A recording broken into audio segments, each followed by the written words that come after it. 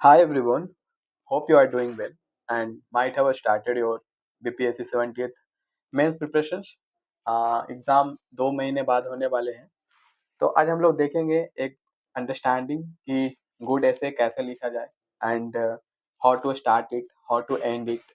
And मैं अपना copy 69th में जो लिखा है मैंने एक आंसर्स मैं शेयर करूंगा और मेरे कितने मार्क्स मिले हैं वो बताऊंगा। तो ठीक है, हम लोग देखते हैं। तो चूंकि जब भी आप ऐसे लिखते हो तो आपको 3-4 टॉपिक्स रहते हैं, like you have to select कि कौन से आपको लिखने हैं। ठीक है, तो पहले तो आप डिसाइड कर लीजिए कि आपको कौन से टॉपिक पे लिखने हैं। जैसे एजुकेशन पे दे दिया या स्पेस सेक्टर पे दे दिया या फिर एग्रीकल्चर रिलेटेड। तो you define your area, you select your area जहाँ पे आपकी अच्छी कमांड है, जहाँ पे आपके एनालिटिकल नॉलेज है, डेटाज है, उससे रिलेटेड आपके पास कोट है। तो ठीक है, तो टॉपिक तो आप आइडेंटिफाई करना बहुत इंपॉर्टेंट होता है। इवन बिहार स्पेशल जो ऐसे होते हैं उसमें भी, है ना। इसके बाद आप ब्रेन स्टॉर्मिंग करिए एक रफ पेज पे। मतलब उससे related, like how are you going to start it, मतलब इंट्रो कैसे रखना है। Either you can start, some people start with the quote, है ना, या फिर कुछ लोग एनेक्डोट से स्टार्ट करते हैं, मतलब ए स्मॉल स्टोरीज। ओके, और कुछ लोग सिंपली मतलब उसके डेफिनेशन से स्टार्ट कर देते हैं। तो this are the way to start your, मतलब जो एसेज है, इंट्रो ऐसे आप लिख सकते हो, कोट से, एनेक्डोट से, डेफिनेशन से। ठीक है, ओके। तो ये है, आप उससे काफी ब्रेनस्टॉर्मिंग करिए कि हाँ, मतलब आपको सारा चीजें मालूम है या नहीं, फ्लिप साइड्स है, उसके पॉजिटिव पॉइंट्स, उसके negative point, way forward type का। ठीक है, तो ब्रेन स्टॉर्मिंग करना बहुत इंपॉर्टेंट है कि मतलब आप, मतलब you give your mind, you give your mind कि आप कितना कुछ ब्रेन स्टॉर्म कर पा रहे हो उस टॉपिक से रिलेटेड। ओके, इसका ब्रॉड अंडरस्टैंडिंग टॉपिक्स का होना काफी इंपॉर्टेंट है, जैसे जो भी टॉपिक पे आप लिख रहे हो। ठीक है, उसके बाद जैसे आप टॉपिक सेलेक्ट करने से पहले आपकी मल्टीपल टाइम्स रीडिंग्स हो जानी चाहिए। ठीक है ना, कि हाँ, मतलब जैसे ऐसा होता है कि आप पहला बार तो कोई सिलेक्ट कर लेते हो, लाइक मतलब स्टार्टिंग में कुछ एग्रीकल्चर थे एंड यू रियलाइज कि नहीं यार, मेरे को मतलब वुमेन एम्पावरमेंट पे या फिर स्पेस सेक्टर या साइंस टेक वाले रिलेटेड मैं उस पर ज़्यादा बढ़िया लिख सकता था। तो आप इस पे टाइम दीजिए, you take your 2 minutes to decide कि हाँ, मतलब मैं किस टॉपिक पे ज़्यादा अच्छा लिख सकता हूँ। ओके, ये है। इसके बाद आप उससे रिलेटेड कोट्स, एनेक्डोट्स एंड जो भी प्रैक्टिसेस है वो आप मेमोराइज करिए।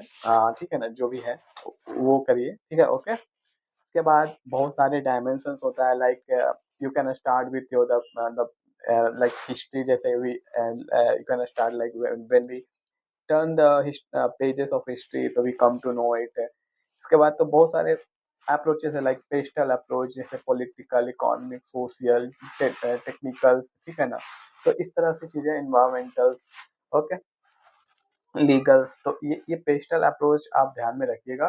कुछ लोग टेम्पोरल भी मतलब बोलते हैं। ठीक है, ये पेस्टल अप्रोच इज मस्ट। इस तरह से आप whatever on whatever topic you are writing that, you must keep this much dimension, ताकि आपकी मैक्सिमम वर्ड्स कवर करने में भी हेल्प हो। बिकॉज हमें 700 to 800 वर्ड्स में लिखने होते हैं। कुछ लोग छोटे छोटे ऐसे लिखते हैं, उनकी वर्डिंग छोटी होती है, कुछ लोग बड़े बड़े वर्ड में लिखते हैं ना। तो दैट डिपेंड्स। ओके, तो ये पेस्टल और टेम्पोरल अप्रोच आप रखिए। इसके बाद जैसे आप डायमेंशंस को मैंने देखा है, देख लीजिए आप वेरियस डायमेंशन। जैसे टेम्पोरल में क्या, जैसे आप पास्ट, आगे आप कोई भी एसेस लिख रहे हो तो पास्ट में क्या सब हुआ है उस टॉपिक से रिलेटेड आप वो देख लो। देन प्रेजेंट में क्या सब हो रहा है, ठीक है, एंड फ्यूचर में इसके क्या क्या आउटकम्स हैं वो सब आप देख सकते हो। जैसे एआई बेस्ड है तो एआई बेस्ड में पास्ट में कैसे था, मतलब we didn't know about the AI and अभी एआई रिवॉल्यूशनाइज कर रहा है। ठीक है, एंड फ्यूचर में इसके क्या सब आउटकम्स हो सकते हैं। तो इस टॉपिक पे जैसे अभी चाइना डीप सीक लाया है ना, तो इंडिया भी इस तरह से काम कर सकता है, राइट। तो ये है, मतलब इंडिया का भी अपना चैट जीपीटी हो सकते हैं एआई बेस्ड टाइप का। ठीक है, ये है। इसके बाद आप प्रॉब्लम सॉल्यूशंस जरूर बताएं, लाइक वो जो भी टॉपिक्स पे आप लिख रहे हैं तो उससे रिलेटेड प्रॉब्लम्स बताएंगे, है ना। तो this should be followed by the solution as well, है ना। Solution, way forward, road ahead. Okay, तो ये सब डायमेंशंस है that you can cover in your essays. Okay, फिर इसके बाद अक्रॉस वेरियस स्टेक होल्डर, जैसे कि बहुत सारे स्टेक होल्डर के अपने अपने ओपिनियंस होते हैं टॉपिक से रिलेटेड। तो जैसे सीनियर सिटीजन्स की क्या मतलब according to such people, according to this that people, marginalise people, ठीक है ना, चिल्ड्रेन पे क्या इफेक्ट होंगे, ठीक है। फिर वॉक्स ऑफ लाइफ, जैसे कोई भी टॉपिक्स होते हैं तो उनके सर्टेन इम्पैक्ट होते हैं on people like individuals, family, professional, work place, society, community, है ना, नेशनल एंड ग्लोबल, उनके क्या इम्पैक्ट्स हैं। ओके, इसके बाद स्टैंडर्ड्स में आते हैं लाइक कि हाँ ये सब डायमेंशन, सोशियो डायमेंशन क्या है, पॉलिटिकल क्या है, एडमिनिस्ट्रेशन क्या है, इंटरनेशनल क्या है, then environmental, historical, scientific and security, ठीक है। और बाकी बहुत सारे स्टेक होल्डर सेक्टर्स हैं like media, science and tech, business, sports, religions, national, ठीक है। तो आप मतलब जो भी वॉट एवर टॉपिक आप लिख रहे हो तो आप मतलब इतने वॉक्स ऑफ लाइफ पे, इतने सारे डायमेंशंस पे आप सोच के देखिए, then it will definitely help you to write essay on a 700 to 800 word, but make sure whatever things you are writing, there should be flow, okay। एक फ्लो होना चाहिए लेटर में, मतलब ऐसे में there should be flow, okay. ये because it should be connecting, मतलब आप मतलब ऐसा नहीं लगना चाहिए कि मतलब हाँ ये स्प्लिटेड है, मतलब आप पहले कुछ और लिख रहे हो, आप कुछ और लिख रहे हो। तो आप इसको मतलब आप सारे डायमेंशन कवर करें, but make make it connecting also, है ना। एक फ्लो जरूरी है, देन एक कनेक्टिंग इसका होना चाहिए। तो this is what help in the essay, ठीक है ना। तो ये सब है। बाकी आप प्रैक्टिस करिए, ब्रेनस्टॉर्म करिए, आप पहला ऐसे में भी बहुत अच्छा ना लिखें, but you know what, before mains if you write at least 30 essays, so it will definitely help you to write a good essay in your actual exams, okay। make sure that every alternate days you write an essay, and this is going to help you, okay fine। तो मैं अपना answer देखता हूँ, I didn't write very well answer, but okay, I think you will get some ideas कि हाँ किस तरह से लिखने होते हैं, ओके। तो 7 to 800 वर्ड में लिखने हैं, है राइट। ये एक्चुअल बीपीएससी का आंसर है। तो जैसे कोई भी एक टॉपिक पे, तो जैसे I had the content on women empowerment in perspective of political like 128 ये जो कॉन्स्टिट्यूशन अमेंडमेंट बिल आया था, फिर इस तरह से बहुत सारी चीजें हैं, बट ओके मतलब I could not gather that much data, तो I skipped it. then there was a topic like yoga, okay। तो मतलब इस पे कुछ ज्यादा ही स्ट्रेस करने थे, टाइम टेकिंग, तो I skip it as well. then I knew about something about new education policy 2023, actually new education that came in 2020 में, but 2023 में भी कुछ अमेंडमेंट साथ आए हैं, ठीक है। तो ये है। और कुछ लोग क्लाइमेट चेंज, जो भी क्लाइमेट चेंज का इंडियन एग्रीकल्चर पे क्या इम्पैक्ट है, प्रिवेंशन मेजर, तो ये तो पूरा ही एनालिटिकल मतलब जीएस टाइप के लग रहे हैं ना। तो ये एनालिटिकल है, मतलब लाइक तो 68 में मतलब फिलोसॉफिकल से ज्यादा थे, अभी इस पर analytical, like you have if you have the data, मतलब तो आप कैसे लिख पाओगे, है ना। Okay fine. तो मैंने I opted to write on advantage and disadvantage of the new education policy, जो कि पूरा ही मतलब GS based analytical based question थे, ओके। तो I started with an anecdote, कि मतलब मैंने बताया कि 2019 में, मतलब चूंकि 20 में आया न्यू एजुकेशन पॉलिसी, रामू एक कोई करके कोई एक लड़का है जो ग्रेजुएट हुआ one of the prestigious institutions, university of Bihar. ये वो उनके पास सारे डेटा था, mugged up all the theoretical part but never relied on practical and computer related parts, okay। so as it, तो मतलब जो भी what I meant to say that he never relied on analytical understanding that is going to help in the industry, the industrial related knowledge he didn't get acquired, ठीक है ना, information based।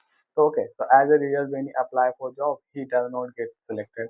तो मैंने बताया कि हाँ क्यों न्यू एजुकेशन पॉलिसी जरूरी है, why it is important the new education policy, okay. तो मैंने ये बताया इसके थ्रू, एनेक्डोट के थ्रू इज इम्पोर्टेंट। तो ओके, so अब रामू सोचता है कि that even if he is graduated he never relied on the industrial based learning and computer based IT knowledge, so ठीक है। तो इसके बाद बताया कि मतलब रामू की तरह बहुत लोग हैं जो ग्रेजुएटेड तो हैं but still they are unemployed, okay. तो ये है। तो इस तरह का एग्जाम्पल मैंने एनेक्डोट पे 1.5 पेज लिया। तो इस एग्जाम्पल हाईलाइट करता है the situation of education system before 2020 and इसके लिए नेशनल एजुकेशन पॉलिसी लाया गया टू एड्रेस सच इशूज, ठीक है ना, दिस चैलेंजेस। ओके, कुछ कुछ वर्डिंग में इशूज है मेरे। Okay fine. तो फिर मैंने बताया कि नेक्स्ट पैराग्राफ से स्टार्ट करा कि like as per the 8 skill report of India, दो बार इंडिया इंडिया हो गया। Okay, more than half of the graduate from the India जो अनएम्प्लॉयबल है, मतलब बहुत सारे ग्रेजुएट जो हैं वो अनएम्प्लॉयबल है, मतलब they don't have a skill to get a job. Okay, तो ये 8 स्किल रिपोर्ट से है।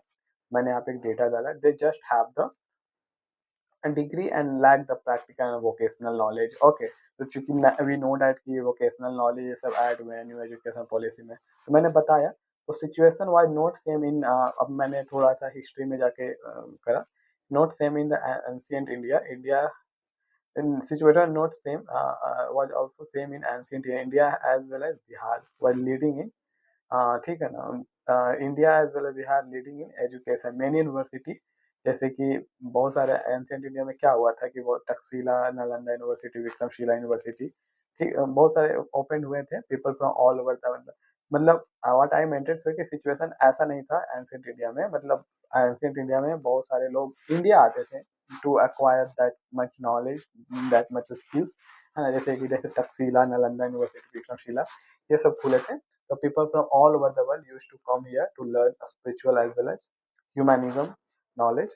Okay, but with the advent of invaders like Arab Turks and education system started getting declined, जैसे कि अभी नो डैट की जो भी अरब लोग हैं, तुर्की लोग, मतलब वो डिस्ट्रॉय करे हमारे नालंदा यूनिवर्सिटी ये सबको, ठीक है, तो डिक्लाइन हो गया, बख्तियार के लिए डिस्ट्रॉय नालंदा, महाविहार ये सब। With the advent of British education system of India, थोड़ा मैं बताया कि हाँ कैसे कैसे मतलब एडवेंट हुआ, started getting uplifted through made for personal reason, but it help us to understand Western education to people of India। Okay, ये है।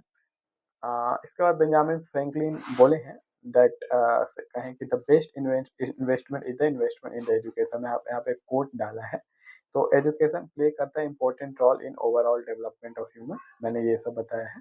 जैसे ये हेल्प करता है understand right and wrong conduct, help in tackling right situation decision in life, ठीक है। ये है एजुकेशन एक फ्यूचर है, एजुकेशन इज द फ्यूचर जो हम लोग सब चाहते हैं, मालकोम एक्स ने बोला है। ओके, थोड़ा सा कनेक्टिंग मेरे लैक कर रहे हैं, but it's okay, you will get the idea. तो एजुकेशन हेल्प करता है to shape our future by providing necessary skills, ठीक है।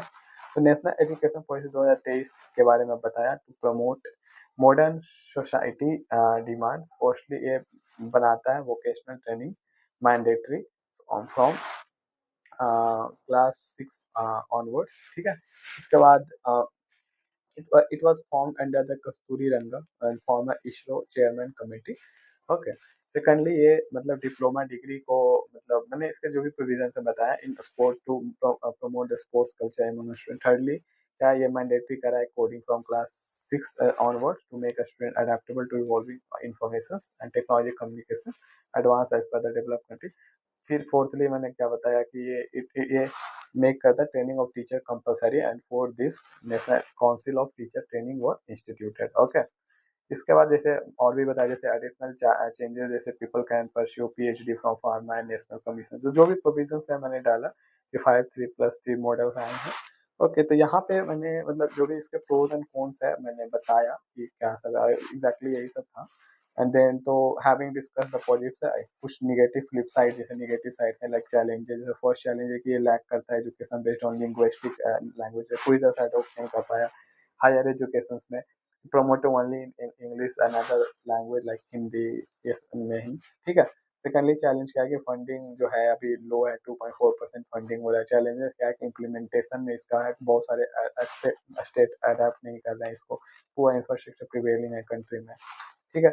Only 20% government school has the computer related room, 85% school, तो मैंने यहाँ पे डेटा बताया, ठीक है। तो ये सब है मैंने जो भी बताया। उसके बाद मार्टिन लूथर किंग कहे हैं कि said that the real purpose of education should be to think intensively and critically, intelligence plus character जो है वो should be goal of the education। 10 उसके बाद मैंने न्यू एजुकेशन पॉलिसी ब्रॉड किया गया for bringing reform in education and avoiding situation like जो रामू का मैंने बताया था स्टार्टिंग में, आप जो स्टार्ट करते हो वहां से अगर आप कंक्लूड करते हो ना, तो that makes answer attractive. Okay, फिर इसके बाद जैसे एक, जैसे 10 we can achieve the goals of Nelson Mandela, जो बोले थे कि education is the most powerful weapon you can use to change the world. Okay, तो this is what I wrote. That's not a very good one, but yes, I was expecting around 55, but I got 49। तो ठीक है, क्योंकि 69th में उतने अच्छे scoring नहीं हुए हैं एसेस इंग्लिश मीडियम का, तो ठीक है 49 था ये मेरे को। तो this is how you can write, you can learn from my copies. So ये सब आप देख सकते हैं, आप सीख सकते हैं मेरे कॉपी से। तो ओके, सी यू। अगर आपको और कुछ जानना है, you can contact me on my number 9020784209, and you can join my telegram channel, bpsc Sarthi. Okay, fine, see you.